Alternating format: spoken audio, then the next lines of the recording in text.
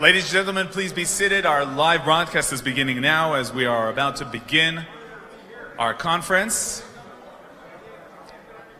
It's very important to remember that this whole event is being broadcast live, so we here are a few dozen people, but watching us are, of course, hundreds, thousands of people around the world. Please be seated. We will be starting now.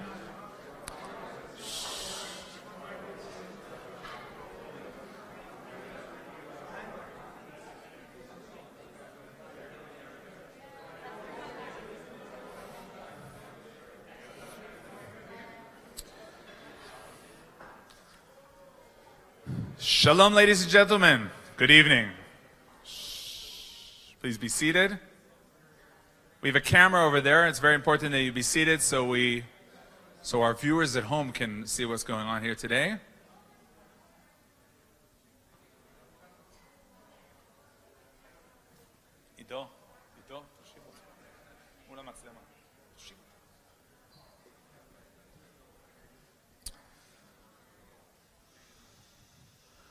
Ladies and gentlemen, please be seated. Shalom, good evening, and welcome to the Chovevei and Arutz Sheva conference here in Jerusalem, the eternal capital of the state of Israel. Shalom to our guests from abroad, a distinguished delegation led by former Wisconsin Governor Scott Walker. And shalom to our guests from Israel, and shalom to our viewers watching us online on Arutz Sheva. These days in Israel, well, it's hard to know where to start to try to explain the political situation in Israel and how we got to another election campaign so soon. We'll try to understand that today. And what does President Trump mean when he says that Israel needs to get its act together? We do. One thing is sure, there's never a dull moment here. And tonight we'll try to give you a glance into the issues that Israeli people are dealing with these days. I'd like to say thank you to the dignitaries who are with us here today. Former Justice Minister Ayelet Shaked, Mark Tell, the leader of the Republicans in Israel. We see Gail Greenwald, who we'll be talking to. Golan, the Knesset member, is here. And I'll start giving more names as I see them here. Eli Ben-Dahan, Rabbi Eli Ben-Dahan, Deputy Defense Minister. Shalom. Let's begin now. First of all, I'd like to call upon Nachman Mostavsky, the Executive Director of Chovevei Tzion, to say a few words of blessings before we delve into the topics.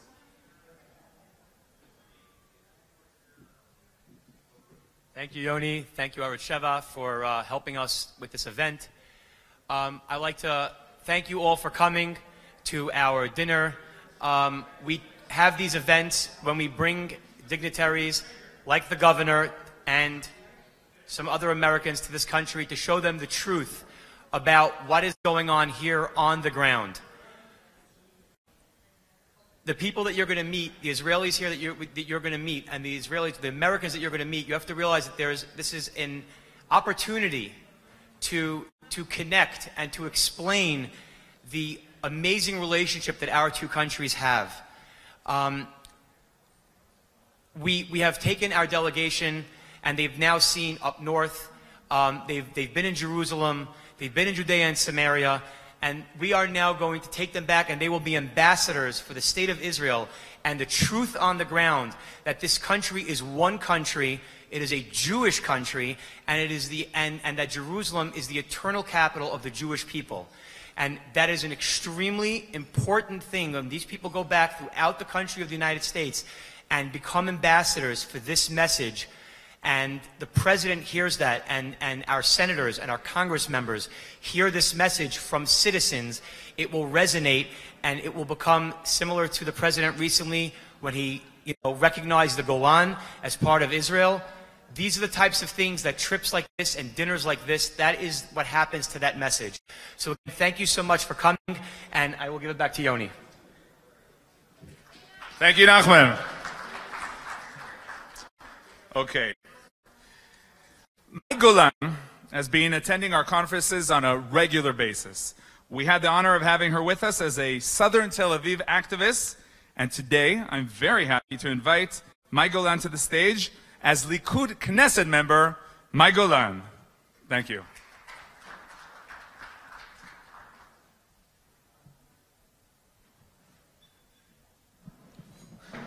Shalom. Good evening, Mai. Good evening, Yoni. Good evening, everyone.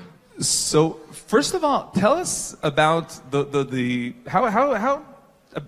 the transition from being an activist to being a Knesset member. Today, you were in a committee and Finance it's a lot of work. Yeah, it's a lot of work. First of all, I want to congratulate everyone for coming today. I've been attending those meetings for the last, 4 years, 5 years, something like that, and it's really amazing to see the process that, I've been going through with these wonderful people and with Arutz Sheva, who's been giving a real strong stage for the fight that I've been leading. It's been really remarkable, Yoni. I started 10 years ago as a social activist from South Tel Aviv, who marched the street, rallied, fought against illegal infiltration to Israel, led to the fact that the border was finally, up and strong.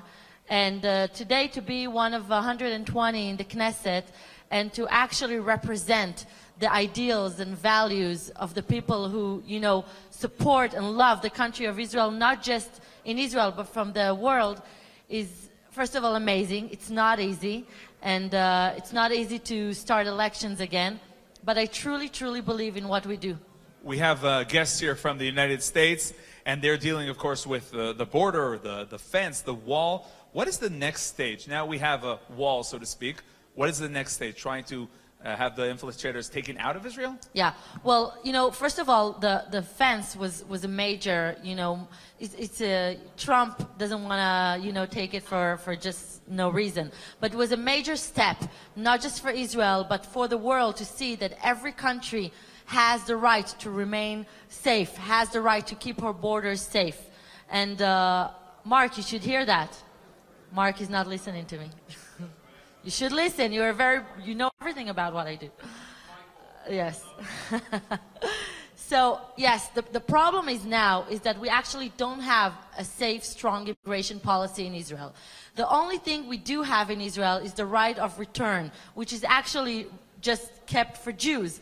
But right now, every possible illegal infiltrator from all around the world can come into Israel and, claim... Has the right to stay. Exactly, and not just that, but claim for a refugee status, which is, a danger, especially for a country that's filled with people who are actually refugees. What do you answer people who say racism, the people of Israel who went through the Holocaust? How could you talk about kicking people out? Exactly that, because we are the country who fled 2,000 years of persecution, because we only have this one Jewish country to come back to. We don't have dozens like the Muslims, not dozens like the African, just one country to go back to, and that is why we have to fight for it. And because we survived the Holocaust, there is no reason to give a space for someone who is not actually a refugee. But let me emphasize, anyone that is a refugee should definitely have a place in our country, but we have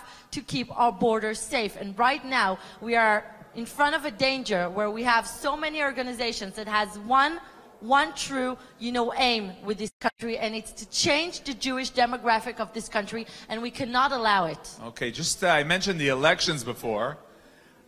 Just to understand, Mike Golan was out there campaigning for months now, and now you have to do it again? Yeah, well, let me be unpolitically correct about that. It's really a bummer. It's really not easy, and it's hard, but as they say, I accept it, and I accept it for a reason. I know what I say when I say that the Prime Minister Benjamin Netanyahu has done everything possible in his power to not reach where we are today. Everything possible. I know it. I know it from talks that I have with him and from witnessing what is going on in the government. We have tried to form a wider, stronger, right-wing coalition that will protect this country and lead this country into a good future, but we just couldn't. And I accept it, even though I moved to, 2 steps behind in the list of Likud, and I will be, with yes, because of the merge with the Kachlon. I will be number 34, not 32. I accept it willingly, and not just that, I know that Likud will be stronger because the people are not stupid. They know what they need to do and who they need to vote in order to keep this country strong. She started campaigning already. Likud Knesset member, Mai Golan, thank you very much and good luck. Thank you very much.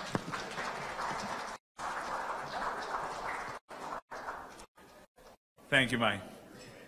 Gail Greenwald is the head of the Rural Growth and Development Division of the World Zionist Organization, WZO, and he is World Mizrahi's representative in the national institutions here in Israel.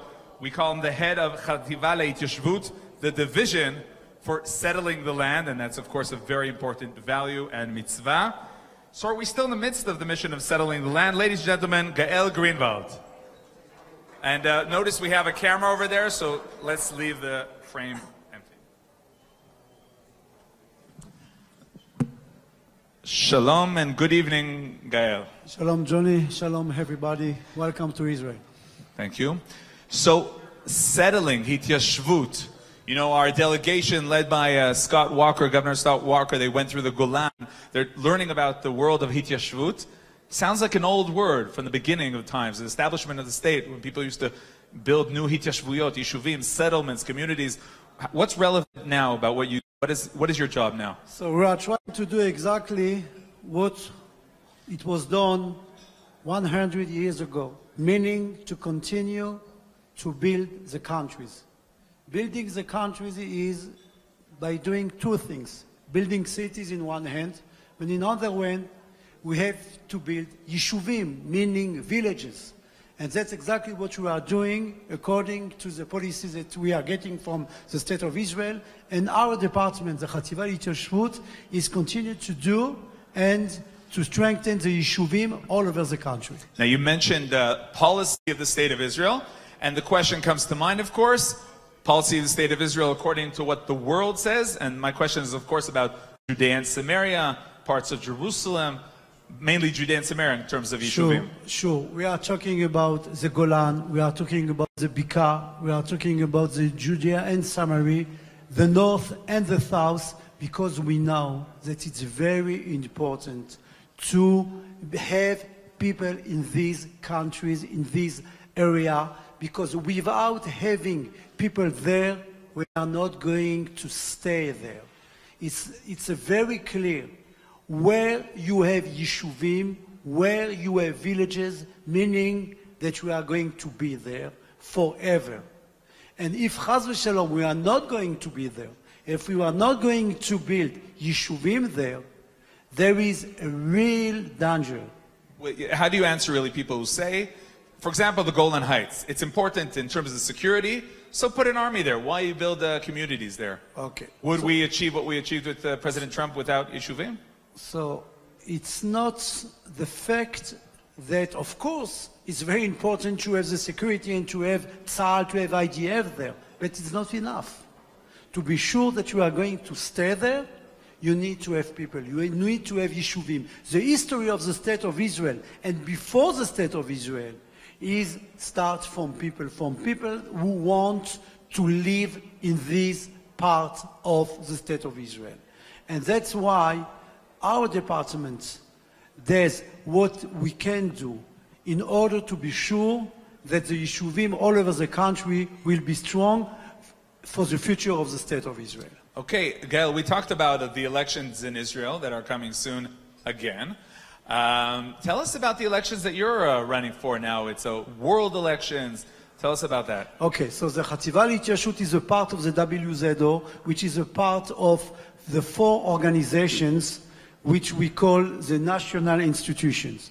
And every 5 years we have election all over the world, and we are going to have election during the next year for the Zionist Congress. And if we want to continue to be sure that our voice will be heard, that our message will be spread all over the countries, we need to be strong and we need to be there. And that's why the Mizrahi / the Beit HaYehudi must be strong in this organization to be sure that we will be able to continue, Bezrat Hashem, to do what we are doing.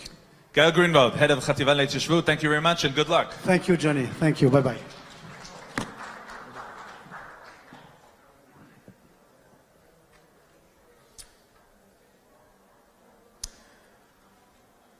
On August 1st, 2014, during Operation Protective Edge in the south, the Hamas terrorists kidnapped the body of IDF soldier Hadar Goldin. Since that day, his family is dedicated to bring Hadar home to be laid to rest at the military cemetery right near his parents' home in Kfar Saba. I now have the honor to invite to the stage Tzur Goldin, Hadar's twin brother.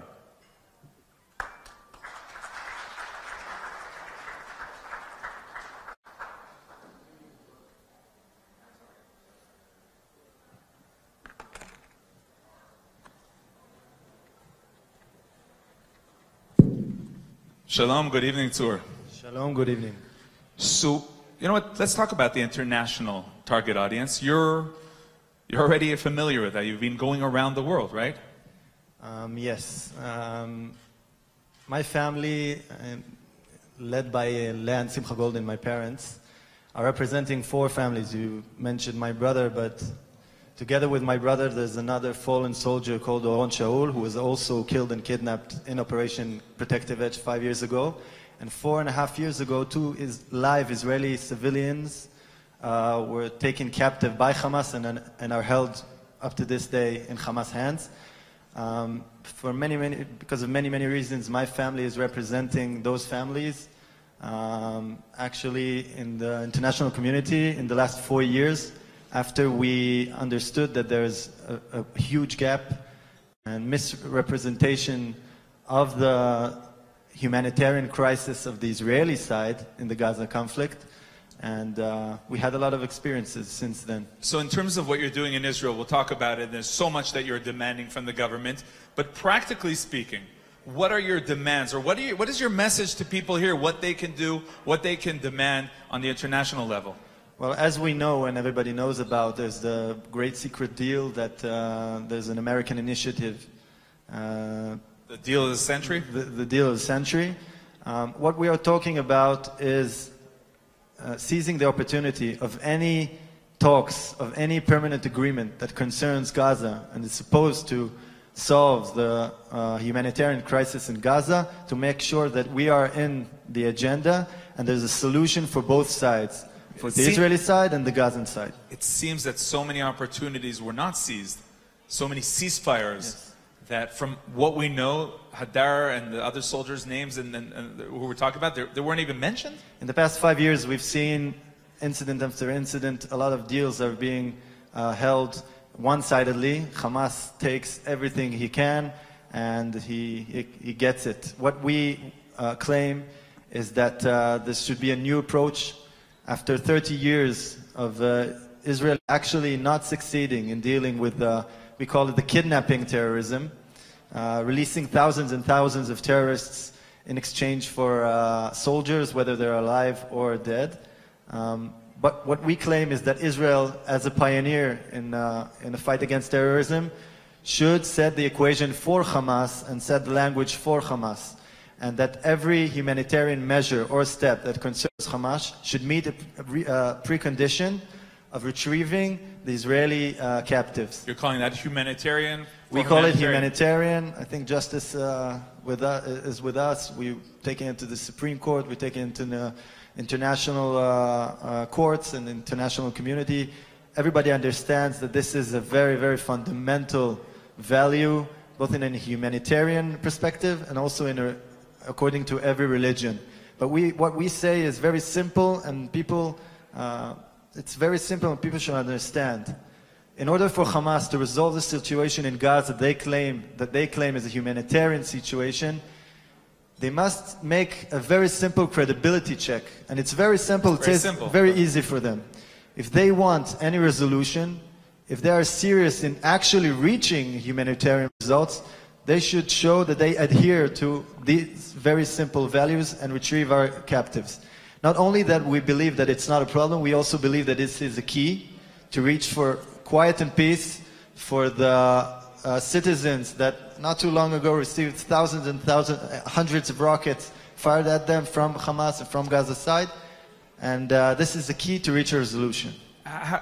Try to explain to me, why is it not happening? I mean, you've heard answers from politicians, at least at the beginning, What are they saying to you?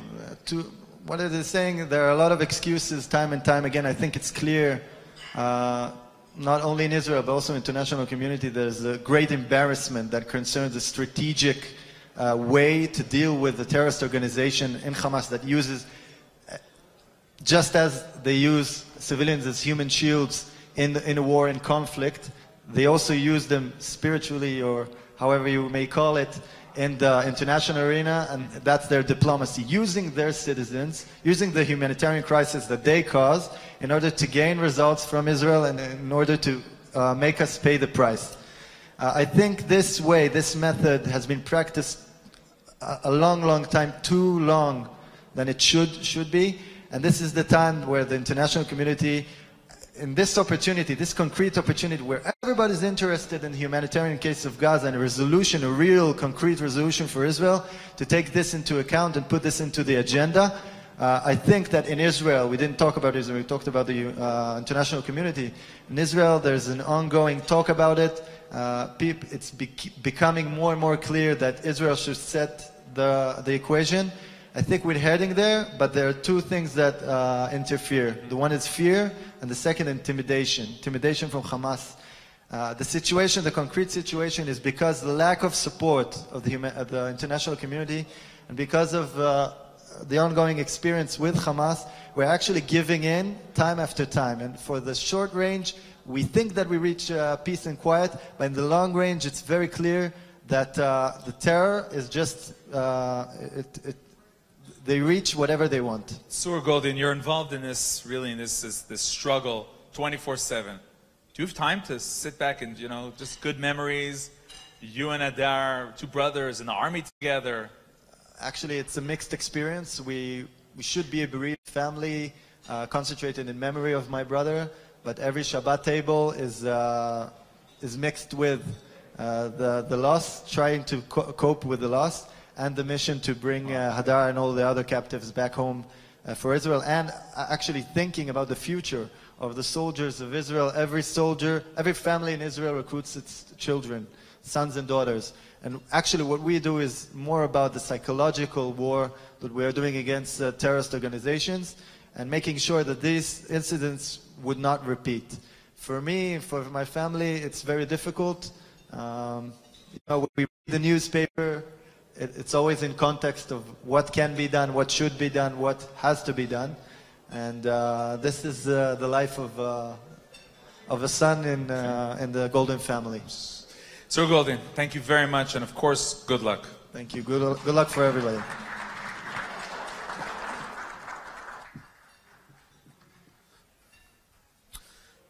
Thank you very much, Tzul. I'd like to call upon Mark Tzell. Mark Tzell is with us here today. He's very famous on Israeli media when trying to understand President Trump. Mark, you'd like to join us for an interview? That would be great. Ladies and gentlemen, Mark Tzell.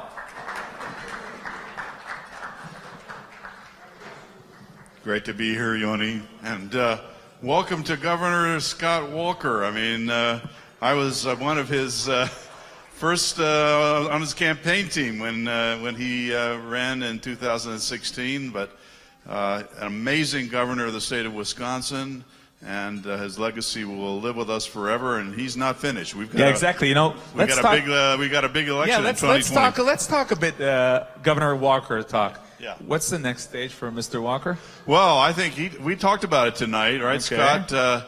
He's going to be extremely active in the 2020 re-election campaign for President Trump. For all of us here in this room, I think I speak for all of us, that would be a huge objective that Donald Trump gets re-elected. And that the Republican Party keeps control of the Senate in the United States and retakes the House of Representatives from the kooks in the Democratic Party who have taken over there. So we've got a lot to do in the coming months. So I won't ask you about 2024. Sure. Okay. 2024. Could I ask you about 2024? About All right. Mr. Walker? All right. What do you think? Where's he going? Scott, you ready? Huh? We'll hear later. Okay. You know what? Let's try to understand when President Trump goes out and says Israel has to get its act together. Is that a practical thing, or is that just a statement? he couldn't be more correct. Exactly. It's crazy here. I mean, President Trump seems to get it right every time. You know, he's got this innate skill to understand politics, understand reality, and he's right. We've got it mixed up over here in Israel. We've got, you just heard Mike Golan talking about the elections coming up in September, and you've talked about it tonight. Maybe there's no reason for that. We should have been on our way to getting things done with the 21st Knesset. Now we're going to have to wait for the 22nd. Okay, guys, just sit down. We have the live broadcast there. Hey, look who's arrived. Yeah, we have Nadia Matar and Yehudit Katzover. They're going to join us soon. That's right. They just they're the recipients of the Moskowitz Prize. Exactly. Yeah, fantastic. Let's talk a bit about actually the Israeli media, because you talk to them a lot, the mainstream Israeli media, and generally speaking, the Israeli public. Do they understand what an amazing president we have there in the White House? I think absolutely. You know, every day, Yoni, that I walk down the street, people that I don't know stop me and say, you know, President Trump is a miracle. This administration is miraculous. My Vice President Pence and this whole thing, they just can't believe how the miracles keep coming out of Washington with this president and vice president and the administration. And I think it's reflected, too, in the way American citizens here in Israel vote for the presidency. 80% of all the American citizens who voted in the elections voted for President Trump in 2016, and we expect those kind of numbers in 2020. And it's because, and that's in direct contradistinction to what happens to the Jewish vote in the United States, where they're voting 80% for the Democrat. Why is that, by the way? Do we want to talk about that? I think your people will fall asleep if we have to talk about that. I mean, that'll take hours. It's just an anomaly. It's something the Jewish community in the United States doesn't have its priorities straight. There was just a poll that came out, you probably saw it, just the other day, where it said that something like only 25% of American Jews consider Israel relevant to determining their vote in federal elections. Now, come on. I mean, we've got 14 million Jews in the world. No one else is watching out for us but for ourselves in our state.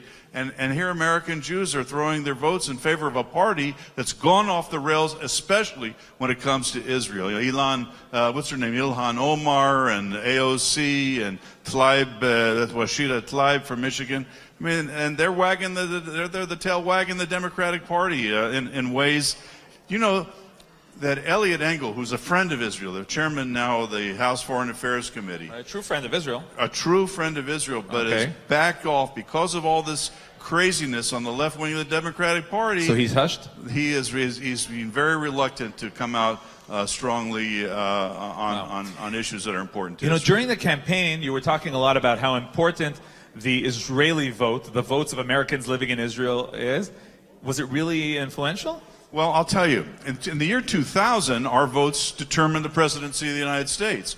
You know, in 2000, George Bush ran against Al Gore and Joe Lieberman, and the President Bush won the election on the basis of 537 votes from southern Florida. In that election, 1,200 votes for Bush from southern Florida were cast here in Israel. So we can say that we had a lot to do with who became president in the year 2000. But in the year 2016, the Jewish votes from here didn't move the needle in any of the jurisdictions.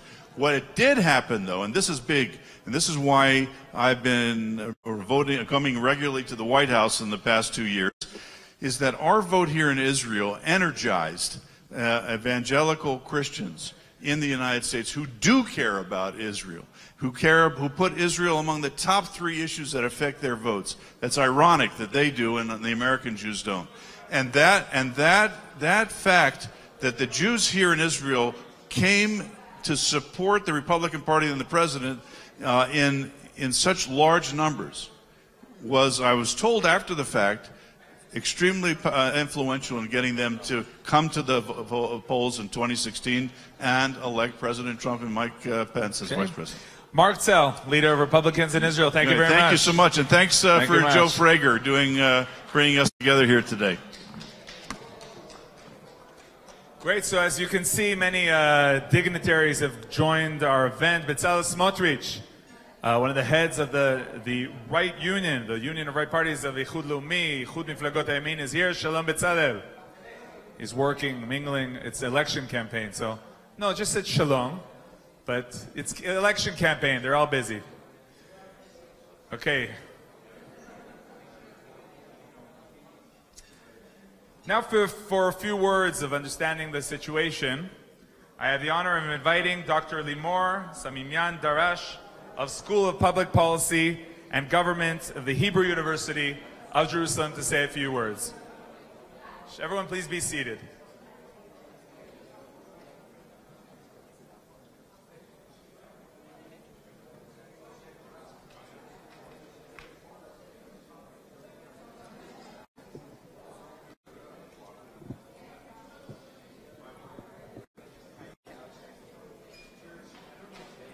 So, thank you, Arutz Sheva, for having me here today for the first time, actually. I'm very grateful. Dear guest of honor, former governors Scott Walker, thank you, Joe Frager, for this invitation as well. Ministries, my Golan member of Knesset, and all. I would like to begin with a quote, actually, from Governor Walker's book, Unintimidated. Paraphrasing Margaret Thatcher's claim, Governor Walker, hello, wrote, and I quote, "Today, we can sound like conservatives and act like conservatives and still win elections. Those who say we can't don't see what I see in Wisconsin and what my fellow governors in states all across America see. We don't need to change our principles. What we need is more courage." So today I would like to say a few words about this courage.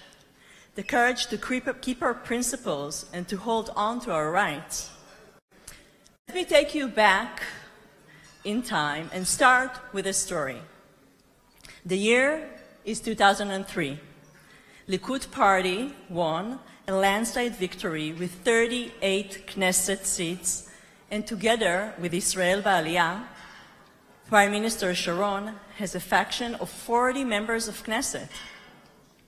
On May 26, 2003, just 4 months after the elections, the Likud faction meets at the Knesset, and Prime Minister Sharon mentions for the first time his Gaza Strip disengagement plan. He slams his fist on the table and shouts at the attendants. And I quote, "This is occupation. The idea that one can continue to hold 3.5 million Palestinians under occupation is impossible. One may not like the word, but that is occupation." End quote. Imagine yourself in the room.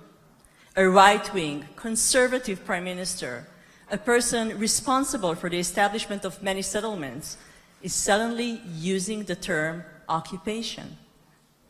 It was as if someone swept the ideological carpet under your feet.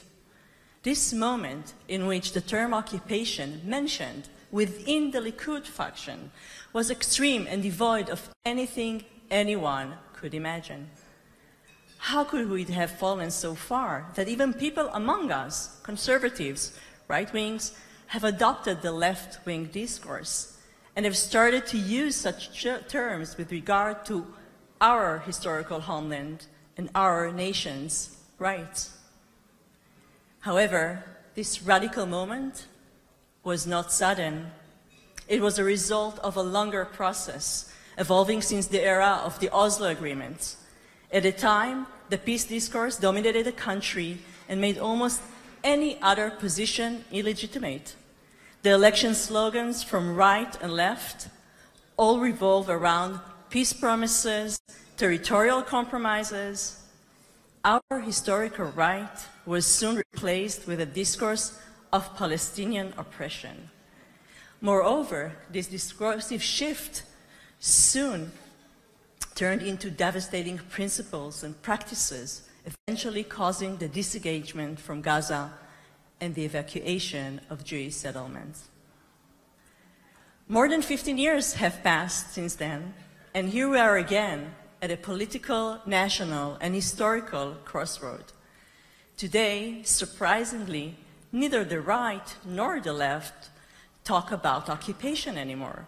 More often, even the term peace is coupled with an amount of suspicion and realism. The public discourse changed again, almost turned upside down. Today we are witnessing instead the return of the historical right of the Jewish people, not only to the Israeli discourse, but also to the White House, and of course it is supported by many other countries as well. This shift happened due to Prime Minister Benjamin Netanyahu, the Likud party, and the right wing's courage to keep our principles. 15 years have passed and we have not compromised our beliefs. Not in the face of the Obama administration, EU pressures, UN biases. We held our principles and demonstrated immense courage. This reminds us the late Prime Minister Menachem Begin's famous phrase, and I quote, "We, the Jewish people, did not return to our land by the virtue of our force. Rather, we did so by the power of our right.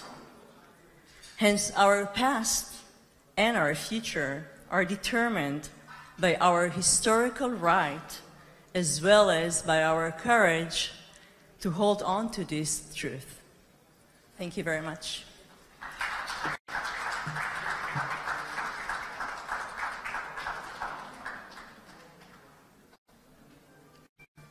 Thank you very much. With us here today is another Knesset member. You have to appreciate the Knesset members are working from morning to night, also at night. I have the honor to invite here to the stage Knesset member Uzi Dayan, Likud Knesset member. Again, it's very tiring what they have to go through nowadays. And we'll talk about that and about what he's planning to do in the Knesset that is now and the Knesset that will to be. Knesset member Uzi Dayan, bevakasha.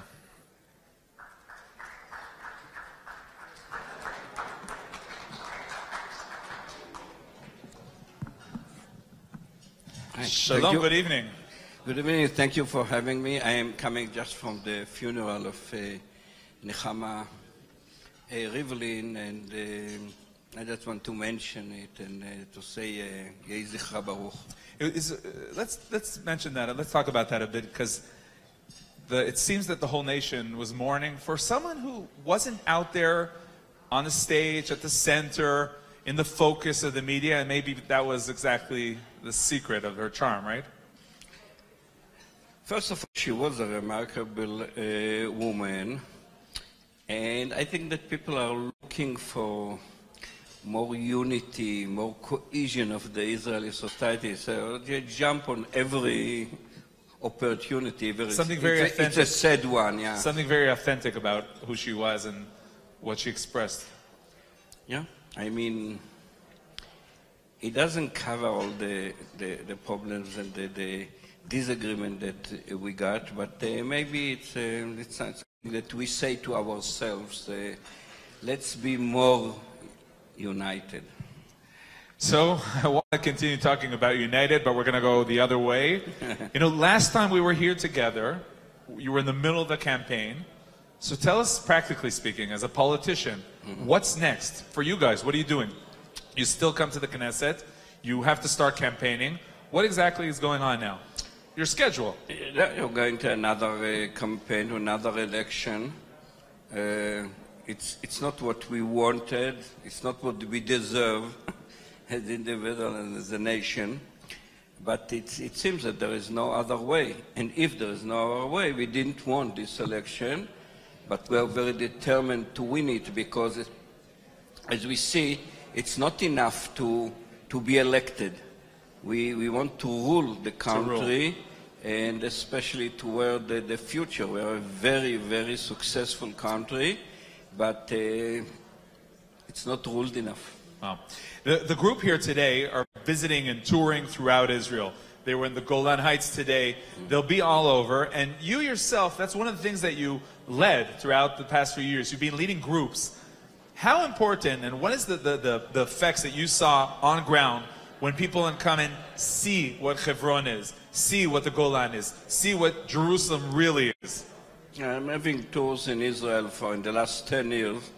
Every month on Friday we go to one place, to one region, and it seems that many Israelis don't know enough their homeland. And this is very, very important, because if we want our society to be more united, if we think that the cohesion of the Israeli society is that important, what is cultural national identity will be based on? The three pillars are actually the Judaism, homeland, our Eretz, homeland, and finally the language, Hebrew. We hear a lot that it's mainly about knowledge. And that when you tell people the truth and when you show them the truth, their thoughts change, the ideas change. Give us some of the main examples of things that people say to you, oh my gosh, I didn't know that. What, for example, that things are so close to each other? Let's take one place in the Jordan Valley. It's called in Arabic Qasr el-Yaoud, which is in Hebrew the palace of the Jews.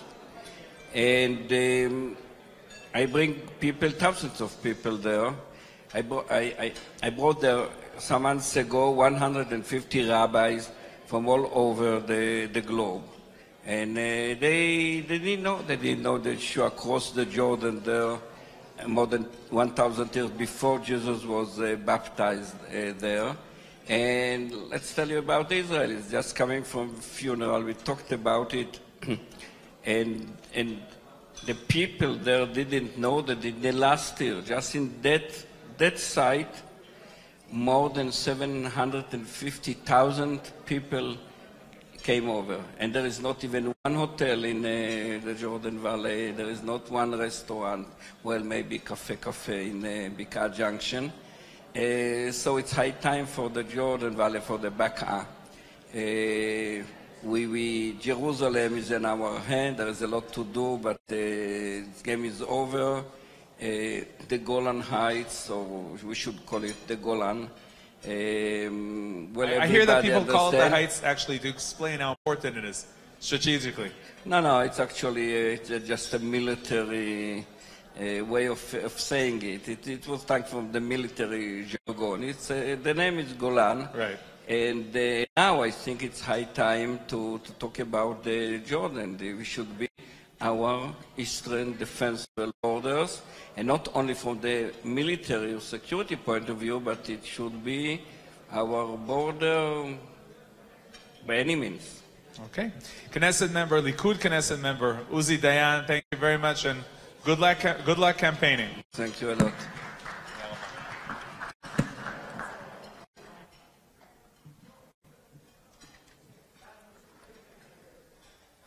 24 hours ago, Nadia Matar and Yehudit Chovevei received the 2009 Moskowitz Prize for Zionism. First of all, a round of applause. They're with us here today.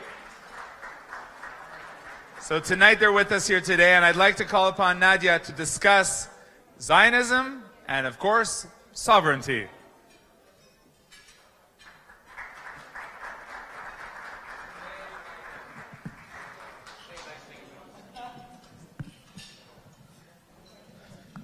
Shalom, good evening, Mazel Tov, Mazel Tov. Thank you very much. I'm here with Judith Chovevei, my chair. Chag Sameach.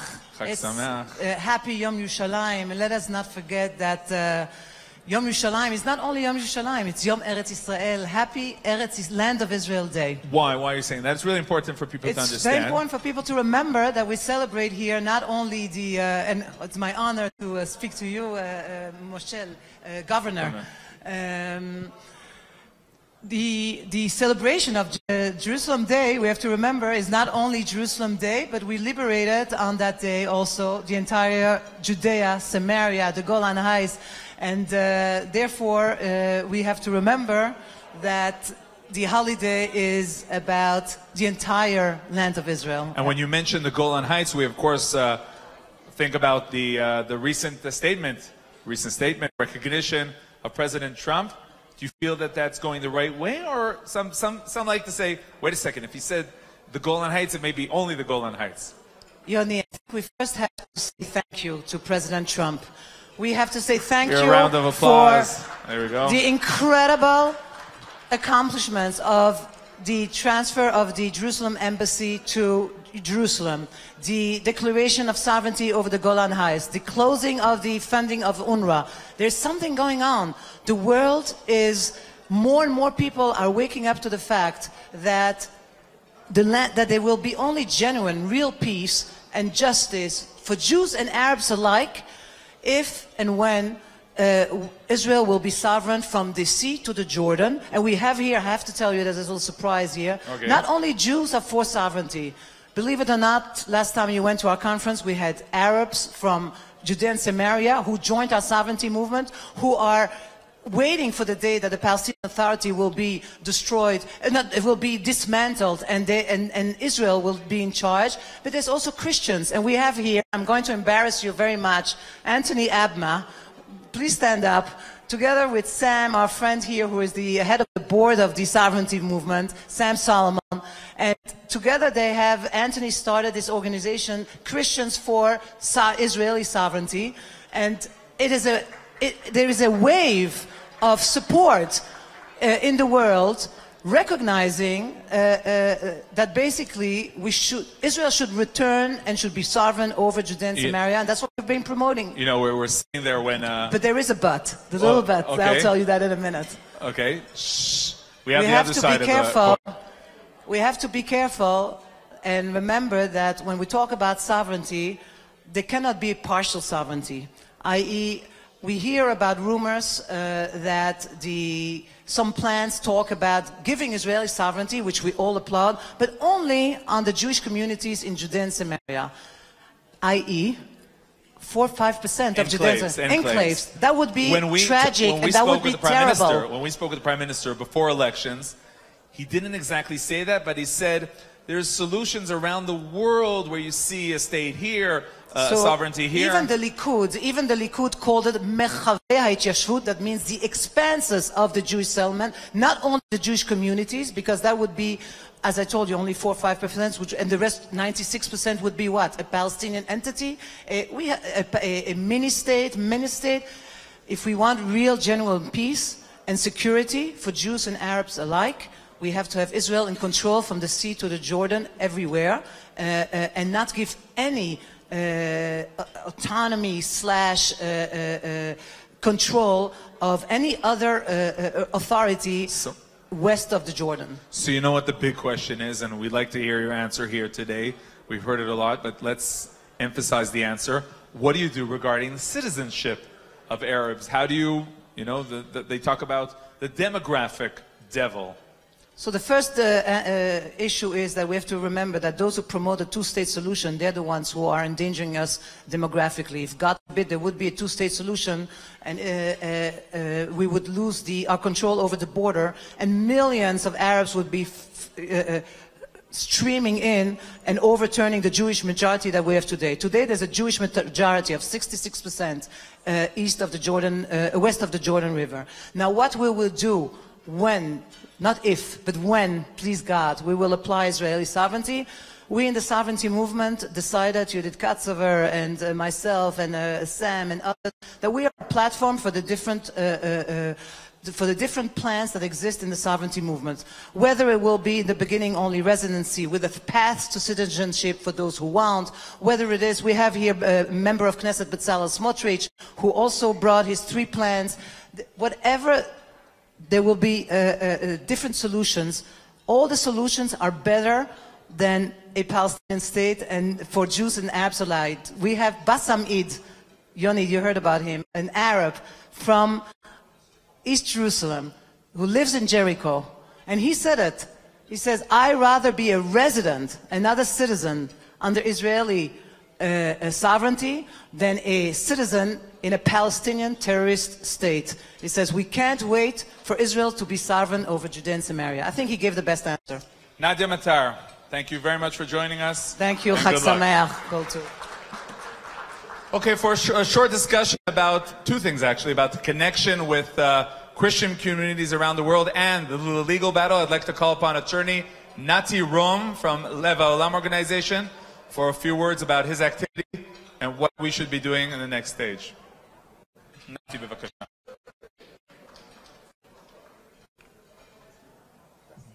Shalom, good evening. Good evening. So, attorney Nati Rom, let's start with your legal activities. We'll get that over with. Tell us about the latest battle, so to speak, that you've been holding. One of the latest battles was an appeal to the Supreme Court here in Israel not to allow the Jewish people to march in Jerusalem Day that Nadia just mentioned in the old city of Israel. Left organizations were sponsored from a lot of left organizations all the world. Tried to prevent us in our Jerusalem Day, in our holiday, to march in the old city. We went to the Supreme Court, and thanks God we win, and they also pay us a little bit money for the parade. Okay, now let's go to the totally positive, and we're here really with guests that are not all are Jewish, and you're a lot about that, about the connection between the Jewish homeland and Christian organizations and non-Jewish organizations. Try to define where exactly that connection is going to and where we should be promoting it even more. So I will tell you a story. Yes, 2 days ago I was in Hebron, and I'm guiding a lot of groups all over the heartland of Israel, we call it, Judea and Samaria and Jerusalem. And those were Christians, a group of Christians from Europe who came to see the heritage of Israel. And when we came out from the Machpelah tomb, we saw a group of international council of churches, like people from the States, who were guiding tourists against Israel. And I approached them and I asked them, what are you doing here? They say this is occupation. And I asked them, if you believe in the Bible, how come you say that you know that Abraham bought this in 400 shekels? So how come you are guiding that this is an occupied territory? How come you are betraying and going against your values? And something very, very important is to take we have an organization with a connection to grass movements all over the world, Jews and non-Jews, who all believe in the Bible and believe in Israel and believe in this heartland. Unfortunately, we need to connect more and more people to this heartland, to those pioneers who are fulfilling the prophecies. I know you visited today in Barkan and you saw the situation over there, and it's very, very important that more and more people will join us. Because also many people who read the Bible doesn't understand that Shiloh, that Barkan, Ariel, and Hebron, all those places are the heartland of Israel. Now, you're saying that it's important for them to understand why. Because when you go and you talk to communities abroad, they say Israel's great, we're pro-Israel, but they don't delve into that? Exactly. When you speak with enemies of Israel, they are targeting Judea and Samaria and Jerusalem. They know exactly where is the heartland of Israel, where is the debate, what is the spiritual battle. But when you speak with people who support Israel generally, not a lot of time they understand what is Israel, what is the heartland, what is Judea and Samaria, what is Hebron. So it's very, very important. First of all, this is what we are trying to do, to educate and to do direct connection with groups all over the world, to come and to see our work. We are coming from the same position. A prophetic position, a place that we want to hold this land in a special, our covenant, our holy land, our heritage, our moral rights here in this place. As a lawyer, I speak a lot about rights, but this is our duty to keep this holy land and to do our work here in the holy land. Attorney Nati Rom, Leva Olam, thank you very much. Thank you so much. Good luck.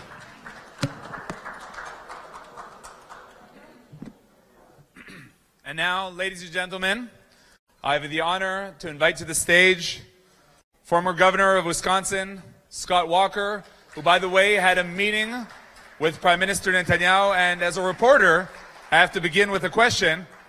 What happened at that meeting?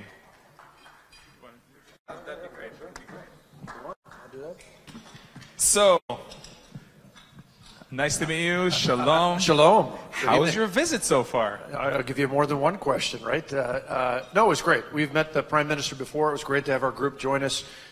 Big thanks to Dr. Joseph Frager for putting this together and for consistently bringing groups like this.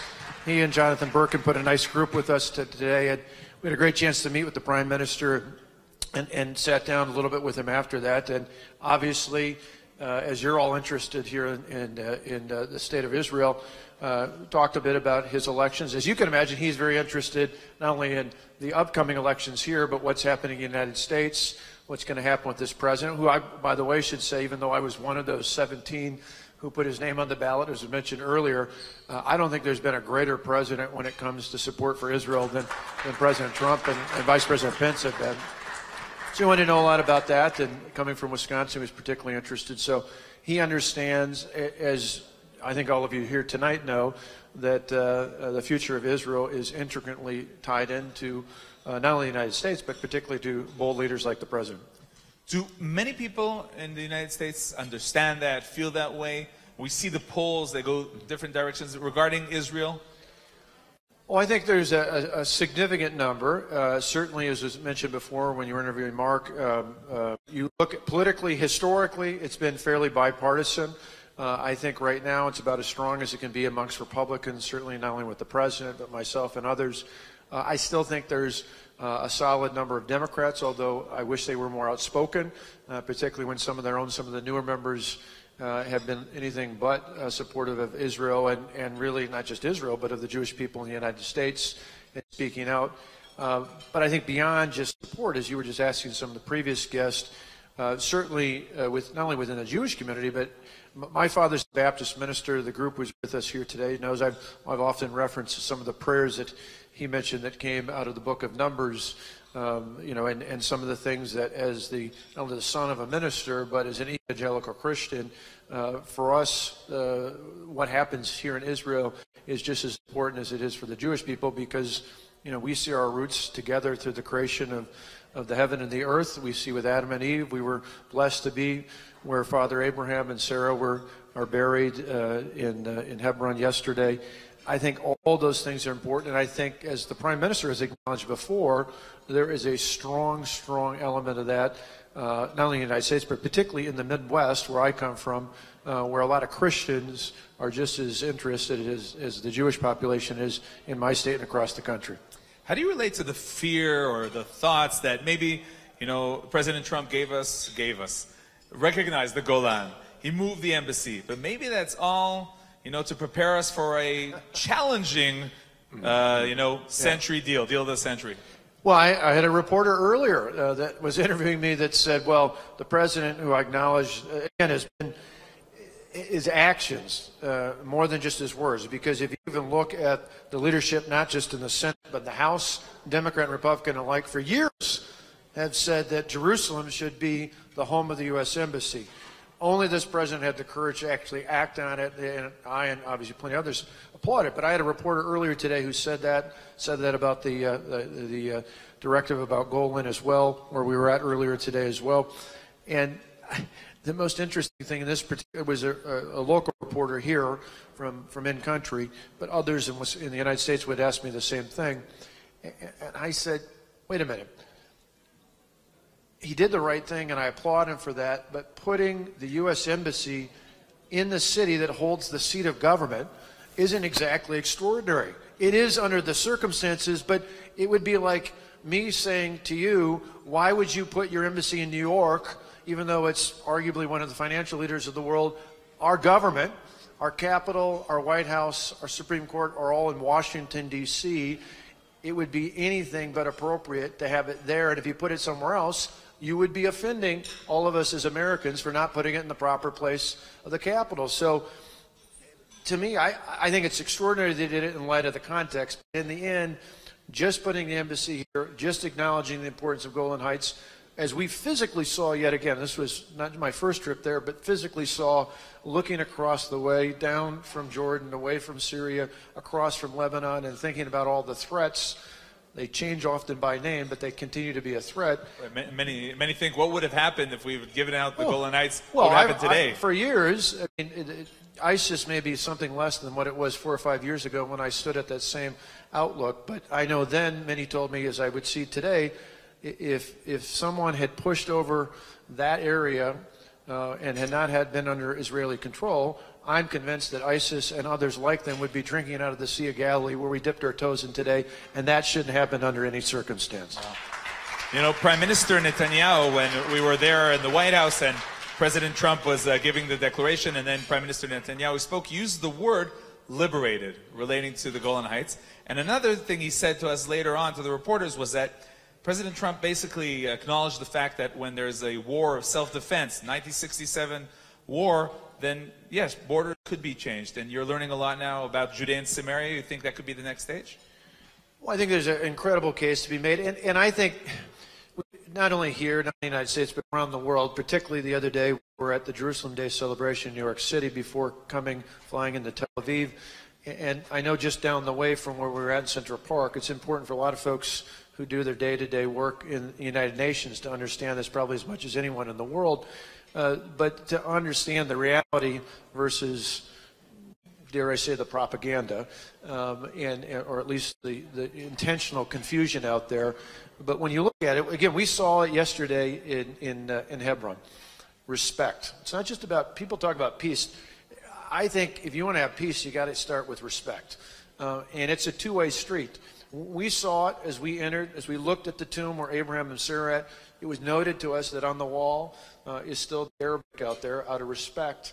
And that's something that often, well, certainly when within this region, this is something we see day in and day out. We saw it again today when we were in Samaria, when we went over and saw where the hundreds of employees, roughly half of which are Jewish Israeli citizens and the other half are Arabs, working together. Why? Because if you give them respect and you have someone willing to do that, that moves forward. That really could connect us to the reports from the White House about the first stage of the deal being an economic workshop. Because we see in places like Gush Etzion, and as you mentioned, Samaria, that when it comes to economics, if you focus on that, what people need to live, it could work. Well, and it goes to some of the points that were raised earlier. If you're someone who has a good-paying, family-supporting job, if you're able to put a roof over your head, food on the table, you don't want to mess with things that are going to disrupt that. And all too often what we've seen are things that are disruptive, not only from a security standpoint, but would disrupt the very thing that we talked about. The owner, Raphael, mentioned to us today that he's able to pay at that factory his employees who are Arab employees roughly almost 2.5 times what they make in the other Arab communities within that area. To me, this makes the point that if you have the hope of economic success combined with respect, going both ways, that this makes for a successful future.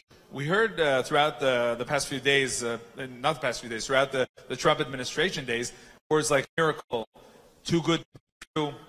But when you bring that down to practicality, there is a question about the day after President Trump. And I'll ask you about your candidacy later. But how do you relate to that fear that, you know, whatever happens, it may be so good that the next stage or the next president might say, okay, I'm not going to go that good towards Israel? Well, that's why it's important and why interactions like this today, not only with political leaders in terms of elected office, but with community and leaders within communities and states across the United States is so important. Why it continues to be important to bring members of both parties from the House, from the Senate, from other elected offices here to physically see what happens in Israel. Not to read about it in the New York Times, but to actually hear and see from people who are living day in, day out the very issues we're talking about is so critically important. I know before one of my prior trips here as governor, I did a trade mission, and prior to that, I signed an executive order dealing with pushing back on the BDS movement. Thank God it's not a big movement in Wisconsin, but we saw a trend coming off of some of the college campuses. We wanted to push back on that and say our state's not going to do business with people who engage in BDS. Thank you. But to your point, are those laws effective? Well, yes, but to your point is what we did is that was an executive order I could do alone as governor.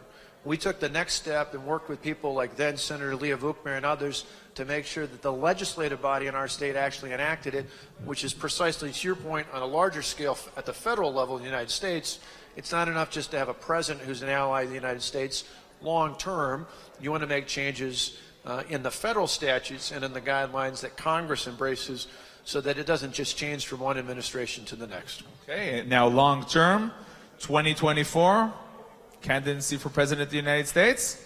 Well, the key is getting, as was mentioned before, is getting this president, Donald J. Trump, and Mike Pence, my good friend, former governor of Indiana, so colleague as well, getting the Trump-Pence ticket reelected, first and foremost in Wisconsin and across the country in 2020. We'll see what the good Lord's plan is after that, but I used to run track, and I know you didn't run your next race until you finish running through the tape on the last one, and so we're going to run through the tape to make sure that President Trump gets reelected. And Wisconsin is going to be, literally, there's 4 states in America that are probably going to decide the election. I live every day on one side, one of those, so I'm going to make sure we do our best to see who wins Wisconsin, and then there is the Electoral College. Thanks and good luck. Let's just end, if you may, with your message to the Israeli public, who you're our guests. So what is your message to our audience in Israel? Well, our message is simple. We love and respect not only the people of Israel, we love Israel. We have great respect and admiration. And personally, for Tonette and I, it's always an honor to be here because it renews our personal commitment from a religious standpoint, and we appreciate that, and we continue to stand with Israel. Thank you so much, Governor Scott Walker. Thank you. Great meeting you. Thank you. All right. We've sent so many thank yous to Dr. Joe Frager that I'd like to call upon Dr. Joe Frager, leading activist, friend of Israel, friend of so many actually. Dr. Joe Frager, come on, let's hear your words about the significance of this tour, this trip, and this long-time cooperation that we're doing here, trying to make the world a better place. Going to sing that soon? You only convinced the Arutz Sheva, because I think Rebbetzin Melamed was here, and all our dignitaries, all our rabbis, all our Knesset members, all our ministers. It's really an honor to be here tonight with all of you in an election cycle again, which we didn't expect, but which provides new opportunities. And I think even a greater future for the state of Israel and the world. I want to thank the governor immensely for Antoinette, his wife, for coming tonight and joining us on this trip. John Burkan, who made it all happen amazingly, and we've spent a lot of time together doing amazing historical things, and this is one of them. Governor Scott Walker, I didn't have a chance to introduce him. I thought I would be introducing him. So this is an introduction after the speech. That's the first. That's the first. You know, how many times do you get introduced after you've already spoken? I don't have to do much of an introduction because he said some unbelievable things. We visited some unbelievable places. How many Jewish politicians, Jewish Knesset members go to Hebron? How many Jewish members go to Ateret Kohanim? I want to know how many Jewish members helped the Golden family find their son and get their son out of Gaza? I mean, it's amazing to me when I find a man who's such a friend of Israel and a family, Tonette as well, such a friend of the state of Israel. And they want to be here. They don't care. They're giving up so much to be with us tonight. You have no idea how hard it is for someone of the stature of a Governor Scott Walker to come out tonight and be with us these 4 days. And really, yeah, that's a round of applause. And Gershon Cohen, Major General, Gershon Cohen, I see, is over here. He just gave us an incredible tour of the Golan Heights tonight, or today. It's hard to believe. I can't even keep one day straight from the next because we covered so much territory in Israel. That's a difficult word. So I'll say so much land in the land of Israel. In any case, Gershon, this is, call you Rabbi, General Gershon Cohen, who has active Major General on boots on the ground. This man is out, took his time out, made sure to give a tour to the governor and to our group. It's a large group from all diverse walks of life in America. I mean, we have from Colorado, we have from, I'm not going to cover it all. We have from, obviously, Wisconsin, but we have it from all over the country. and they all came on this trip to be with the governor and to be with the state of Israel. And to them, I give more credit, and I give them the applause that they really deserve. In any case, I want to just say a few things that are more analytical. The point is, we have some friends in America. America is facing tremendous challenges. Israel's facing tremendous challenges. Israel has overcome, I would say Israel's about 20 years ahead of the American political system. America is now going leftward. It went leftward with Obama and is pendulum swinging leftward again. We saw it in 2018 in the election. A lot of good people lost the election, and we were discussing that at length today. And America tends to go with a pendulum swing.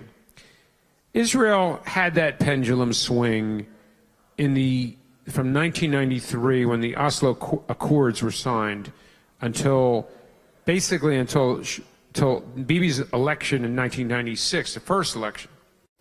He's up for his 5th election, just for those who aren't keeping track now, on September 17th. But the idea is we are facing challenges. Israel is 20 years ahead, just like the stock market is about 18 months ahead of the real economy. This is what's happening. Israel is ahead of the political curve in the world today. You're ahead on high tech, and you're ahead on politics. And you're going to go more right-wing in the next election, in my view. Okay? I know you're all worried, and I'm worried too. But the next election is going to go more right-wing. America has to follow suit. In 2020, the election has to go right-wing. The Congress people who lost their elections in 2018 have to win their elections in 2020. And the idea is that we see from Zion, this is where our messages are, and America follows Israel on everything. I mean, yeah, okay, we understand Israel follows America on certain items, but right now, Israel is a leader of the world politically. And we are going to see 2020 a victory for the Republican Party in America. And it's going to follow the victory that occurs on September 17th in Israel.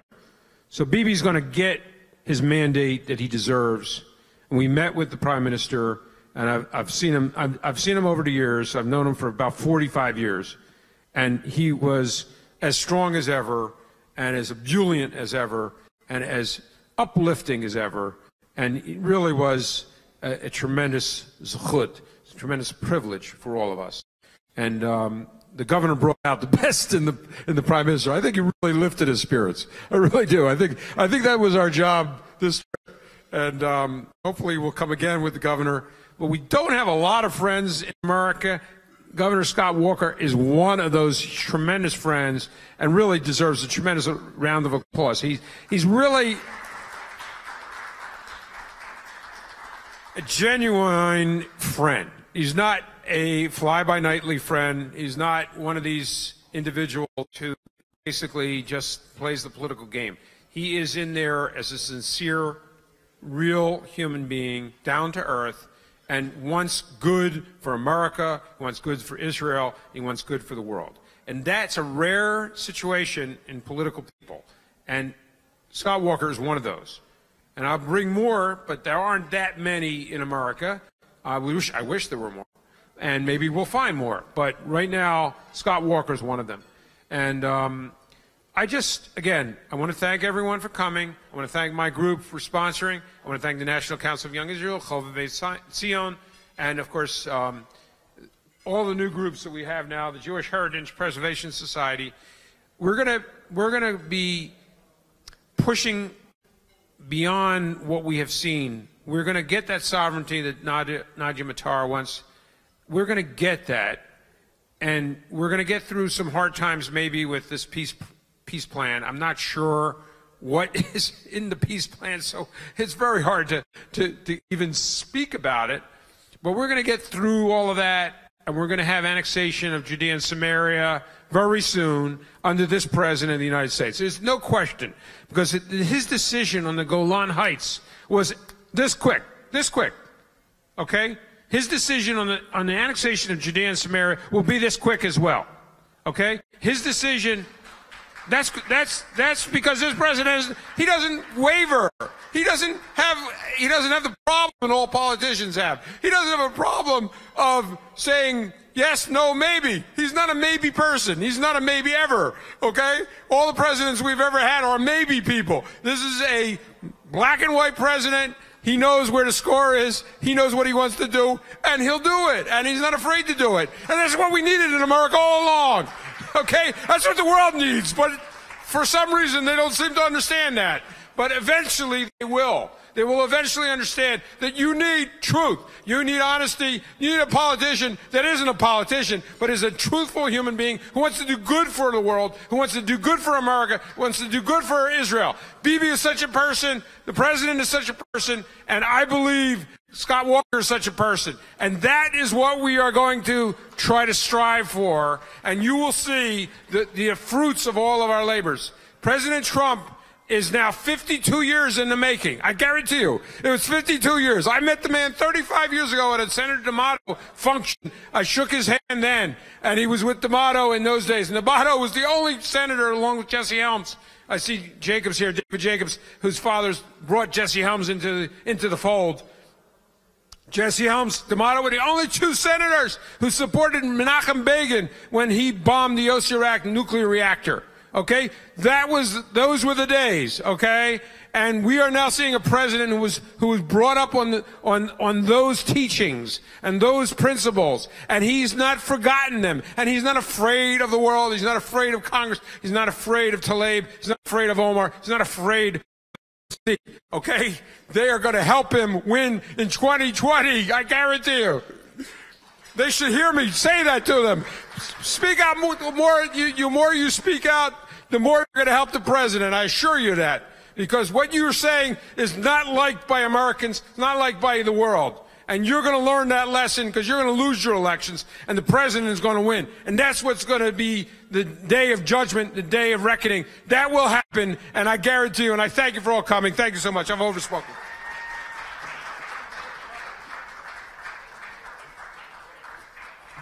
Wow. Okay, we're going to end this evening with a few important words from actually General Gershon O'Cohen, who was with the group. But our viewers at home would like to hear some of his insights.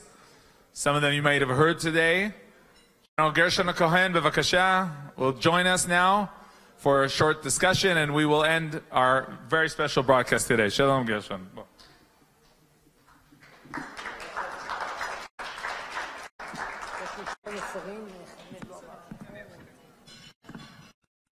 Good evening, shalom. Good evening to all distinguished guests. So you were with the delegation today. First of all, about the importance of really teaching and telling the story on the field, on the scene. Information is not everything in understanding.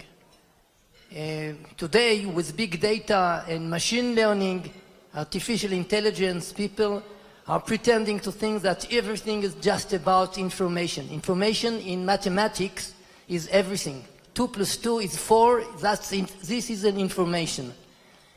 To understand a phenomena, to understand the battlefield, to understand what are necessary conditions for defensible borders of a state like Israel, without getting the concrete feeling, to get the smell of the field, you cannot begin to get the first step of understanding. Now, that sounds like a military person speaking, right? The smell of the field. What are your thoughts, militarily speaking, when we talk about the peace plan, the deal of the century that's coming? I don't know how much we could influence from here, but we have many viewers of Arutz Sheva there in Washington. So what is your message? What are your hopes regarding this deal? First of all, we must bless the miracle that President Trump is brave enough to just create a great transition from the fixation of two-state solution with fixation to 67 borders. What was the last program, Clinton program, and Obama with John Kerry program is a disaster for Israel. Israel could not exist and could not really defend itself if we will have to withdraw to 67 borders and to bring a Palestinian state with the whole potential of Hamas equipment and Hezbollah equipment in a distance of mortars from Tel Aviv. So what are your hopes from this upcoming deal? What can be done? Can anything be done, or is status quo the best way to go on? Israel must insist about two basic conditions. One, Jerusalem must be united, and the unity of Jerusalem is not only the old city, it is to be a metropolitan. What it means?